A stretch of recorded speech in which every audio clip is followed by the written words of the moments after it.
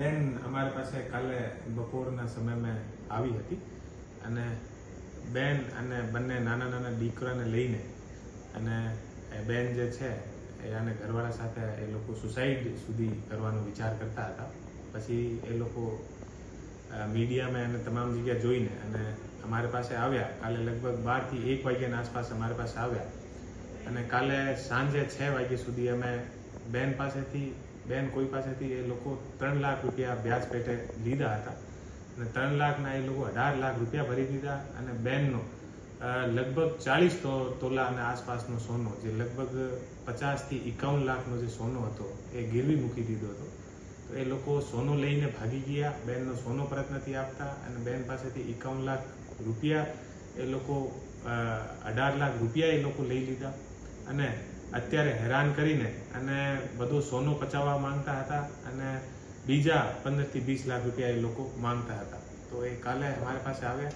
તો સિટી એ division PI Solanki અને આને સાથે સ્ટાફ મળીને અને 6 કલાકની અંદર તમામ જગ્યાથી જે સોનો હતો, છેલ્લા 5 થી 7 વર્ષથી આ બેનની આ સમસ્યા હતી, તો પોલીસ દ્વારા ફક્ત 6 કલાકની અંદર મહેનત કરીને તમામ સોનાના જે દાગીના છે લગભગ 50 થી 60 લાખ રૂપિયાના એ અત્યારે બેનને પરત લાવીને આપ્યા છીએ.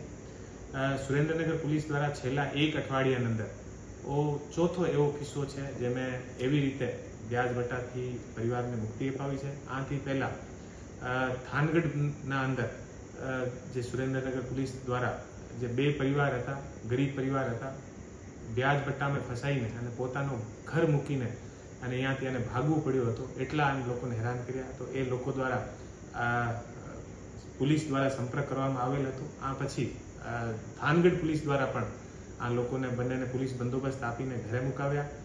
બધો જે વ્યાજ બટા હતા આ લોકોને ઉપર કાર્યવાહી કરીને અને અત્યારે એ પરિવાર ખુશીથી બંને પરિવાર જે છે ત્યાં થાનગઢમાં રહી રહ્યા છે. ત્રીજો જે કિસ્સો છે, અત્યારે એક વિકલાંગ એક દિવ્યાંગ જે દંપતી હતા એ અમારી પાસે આવ્યા. અમને એવી સૂચના મળી હતી એવા 2 દિવ્યાંગ દંપતી આવ્યા છે. એ પોતાનો ઘર ફેરી કરીને ગુજરાન ચલાવતા હતા. આનો મકાન વ્યાજ વટાને અંદર એક માણસ પચાવવા માંગતો હતો. પોલીસ દ્વારા ફક્ત 5 થી 6 કલાકની અંદર આના તમામ ઘરના કાગળિયા પરત અપાવ્યા છે.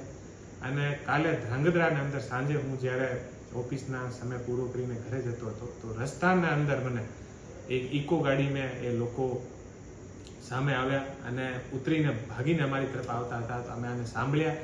પછી 10,000 રૂપિયાના વ્યાજના ચક્કરમાં આ માણસના સ્કૂટર અને બધું એ લોકો દ્વારા લઈ લેવામાં આવ્યો હતો.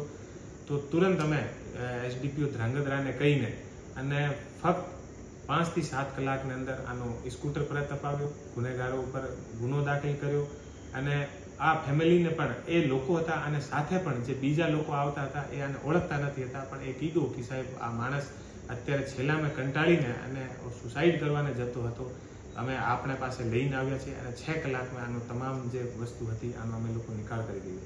તો છેલ્લા 1 અઠવાડિયામાં 4 થી 5 એવા બનાવો જે છે એ સુરેન્દ્રનગર પોલીસ દ્વારા ત્વરિત કાર્યવાહી કરીને ફક્ત 5-6 કલાકની અંદર આનો ઉકેલ લાવ્યા છીએ.